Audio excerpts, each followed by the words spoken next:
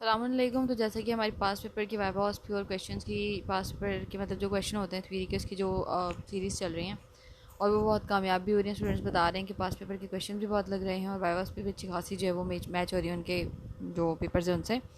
तो बायोकेमिस्ट्री का मैंने सोचा कि कर लेते हैं क्योंकि इसकी बहुत कम वीडियोज़ हैं अकॉर्डिंग टू DPT। ये DPT वालों के लिए है क्योंकि हमारा जो बायोकेमिस्ट्री है वो इतना ऐसा डीप नहीं होता जितना कि MBBS वालों का होता है।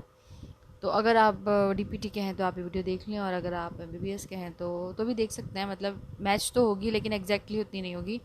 DPT वालों से 75 to 80% तक रेजोनेट कर सकती है, बाकी MBBS वालों से 25 से 35% तक करेगी क्योंकि मैंने उनका पेपर देखा है, वो थोड़ा सा इससे ज़्यादा मुश्किल होता है।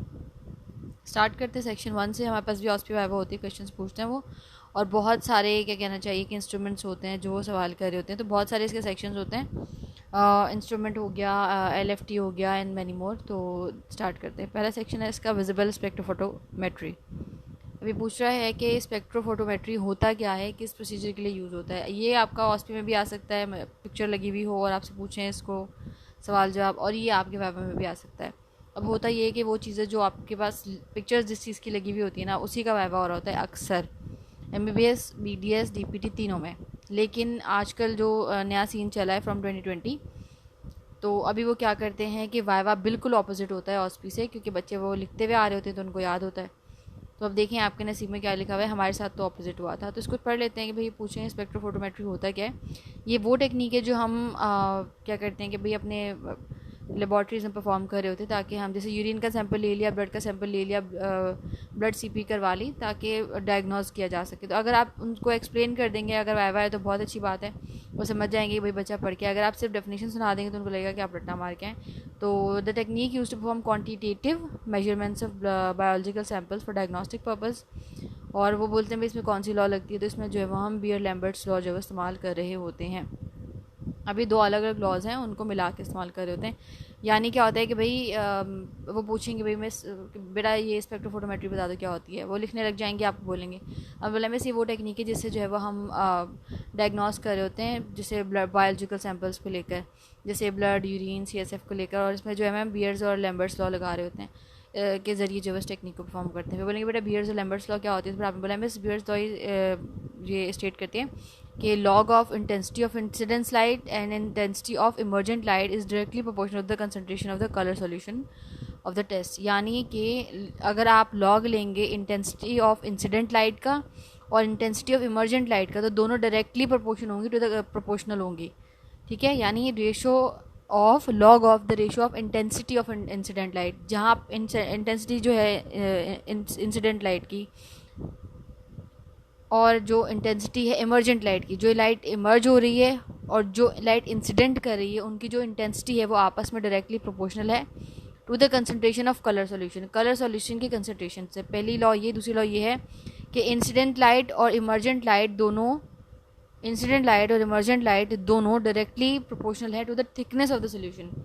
वहाँ पे कंसनट्रेशन की बात हो रही है, यहाँ पे थिकनेस की बात हो रही है। Thickness of the solution which passes through the concentration of chromogen is constant.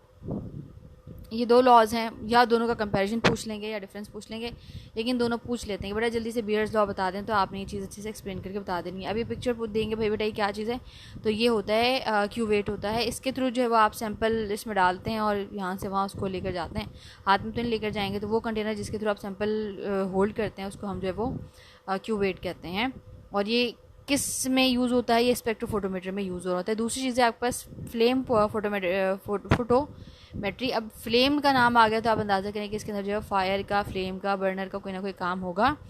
अब इसके अंदर हम जो है मेटल आयंस को एग्जामाइन करने के लिए फ्लेम स्पेक्ट्रोमीटर जो है वो इस्तेमाल कर रहे हैं। अभी पूछा कि flame spectrometer is used to examine which of molecule metal molecules, metal ions को एग्जामाइन करने के लिए इस्तेमाल होता है। What is the role of flame in the flame photometry. Flame photometry में आग का क्या काम है। Flame test can be used to test the absence presence of metal ions, कि भाई मेटल आयंस के एब्सेंस और प्रेजेंस को जो है वो पता जो है हमें फ्लेम से चलता है। State the application of flame photometry in clinical field. Clinical field में आयन कंसनट्रेशन से ही पता चलता है कि बॉडी मतलब आयन कंसनट्रेशन बॉडी फ्लूइड जो है वो डिटरमाइन करते हैं। जितना बॉडी फ्लूइड होगा उससे आपको पता चल जाएगा भाई इसके अंदर इतने आयन्स हैं। वो identify the working principle of given glow. Okay, atoms of element subjected to hot flame. अब हॉट फ्लेम का नाम आ गया तो ये आपके पास फ्लेम फोटोमेट्री है, आगे जाने की ज़रूरत नहीं है। The given working principle belongs to flame photometry. What is UV spectrometry? UV और आईआर स्पेक्ट्रोमेट्री। अभी it is a technique to measure absorbance and conductance quantitative analysis at ultraviolet rays, या फिर it helps to conduct quantitative analysis at ultraviolet rays. भाई UV है तो फिर आपके पास जो आप जो है वो कितनी जो है एब्जॉर्ब हो रही है आपकी अल्ट्रावायलेट लाइट, उसकी क्वांटिटेटिव एनालिसिस को एनालिसिस किया जाता है यूवी अल्ट्रावायलेट लाइट के through UV spectrometry. State the range of light in ultraviolet light. इसकी जो normal range, the range of light in ultraviolet light region is 200 nanometre to 400 nanometre normal ultraviolet light की। और infrared radiation reason की जो normal range है वो है 750 nanometre to 1 millimetre, यानी वहाँ पे 200 नैनोमीटर से 400, 200 से 400 फॉर अल्ट्रावायलेट रेड, और इन्फ्रारेड रेडिएशन रीजन के लिए हमारे पास 750 से लेके 1 मिलीमीटर तक जो है वो होता है, 750 नैनोमीटर से 1 मिलीमीटर तक। तो काफ़ी जो है चेंज है, डिफरेंस है इसके अंदर। अभी पूछ रहे हैं कि the given figure is of UV spectrometer. ये यूवी स्पेक्ट्रोमीटर की फिगर है। ओके जी, और next is atomic absorption spectrometry. ये क्यों इस्तेमाल होता है? The given figure is identified as atomic absorption spectrophotometer. अब वो कौन सा था? यूवी स्पेक्ट्रोमीटर था। देखें सबके आगे स्पेक्ट्रोमीटर लिखा हुआ है, कोई फ्लेम वाला है, फ्लेम फोटोमीटर है, ये स्पेक्ट्रोमीटर फॉर यूवी स्पेक्ट्रोमीटर है, और ये है आपका एटॉमिक एब्जॉर्प्शन स्पेक्ट्रोमीटर। फंक्शन अलग अलग है इसके। अभी पूछे कि भाई ये क्यों यूज़ होता है? It is a technique for determine the concentration of a particular metal in a sample. एक सैम्पल के अंदर आप ज़्यादा से ज़्यादा कौन सा मेटल है, यानी कितने टाइप के मेटल्स होते हैं यार, मतलब कौन सा मेटल इसके अंदर कंसंट्रेशन में कितना ज़्यादा है किसी भी एलिमेंट के अंदर, किसी भी सैम्पल के अंदर, बस ये पता करना होता है। सॉलिड ज़्यादा है उसके अंदर, एल्यूमिनियम ज़्यादा है, कौन सी चीज़ ज़्यादा है। In atomic absorption spectrophotometry which molecule are chiefly determined. Atomic absorption spectrophotometry में कौन सा जो मॉलिक्यूल है उसको स्पेसिफिकली ये डिटरमाइन करते हैं। एक आध तो होगा ना, जैसे ऊपर भी है। तो यहाँ पर जो है वो spectrophotometry is used to determine calcium, magnesium, sodium, potassium in blood serum. Blood के अंदर कैल्शियम, मैग्नीशियम, सोडियम और पोटेशियम को जो है वो डिटरमाइन करने के लिए, उसकी क्वांटिटी या कह लीजिए कि उसकी कंसंट्रेशन मालूम करने के लिए जो है वो ये इस्तेमाल हो रहा होता है। Atomic absorption spectrophotometry is used for qualitative और क्वांटिटेटिव एनालिसिस इन बायोकेमिस्ट्री। तो पूछा है क्वालिटेटिव के लिए इस्तेमाल होता है, क्वांटिटेटिव के लिए इस्तेमाल होता है। तो हम ये बोलेंगे कि दोनों के लिए इस्तेमाल होता है, क्वांटिटेटिव एनालिसिस के लिए भी और क्वालिटेटिव एनालिसिस के लिए भी। अभी पीएच मेट्री है, 5 स्लाइड्स अभी करेंगे, 5 जो है वो दूसरी वीडियो में करेंगे क्योंकि वीडियो हो जाएगी लंबी। और ये जो है ना, मैं जितनी भी बता रही हूँ, हाँ मैं बताना भूल गई कि ये जो है वो आपके पास मैंने बताया ना 80% तक चांसेस हैं कि ये आपकी ऑस्पी में आएगा, क्योंकि देखो हम तो चले जाएंगे मतलब नेक्स्ट सेमेस्टर में। फॉर एग्जांपल दे रही हूँ, आप तो आपके लिए तो नहीं होगी ना बायोकेमिस्ट्री, आपके लिए तो नहीं चेंज होगी। तो जो मशीन्स हैं वो भी जो सदा से 100 साल से चली आ रही हैं वही मशीन्स जो अभी भी चलेंगी, चेंज तो नहीं हुई है। हाँ, अगर रिवाइव होता है बुक के अंदर थोड़े से चेंजेस आते हैं, एडिशन बढ़ता है तो शायद थोड़े बहुत चेंजेस आ जाएं। अदरवाइज़ काफ़ी 10-20 सालों से यही मशीन्स इस्तेमाल हो रही हैं, यही इंस्ट्रूमेंट्स इस्तेमाल हो रहे हैं, ये डेफिनेशन इस्तेमाल हो रही है, तो ये डेफिनेशन वही रहेगी, भले 10 साल गुजर जाए, 20 साल गुजर जाएँ। तो जो मोस्ट कॉमन है वो हमने उठाया, तो 80% आपका ये ऑस्पी वाइवा लग सकता है।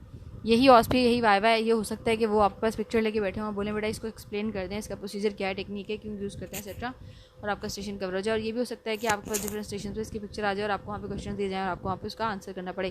तो ये क्या है भाई, ये देखो साफ, अगर इस तरीके की पिक्चर आ गई तो मज़े हैं आपके कि भाई ये साफ दिख रहा है कि ये पीएच मीटर है।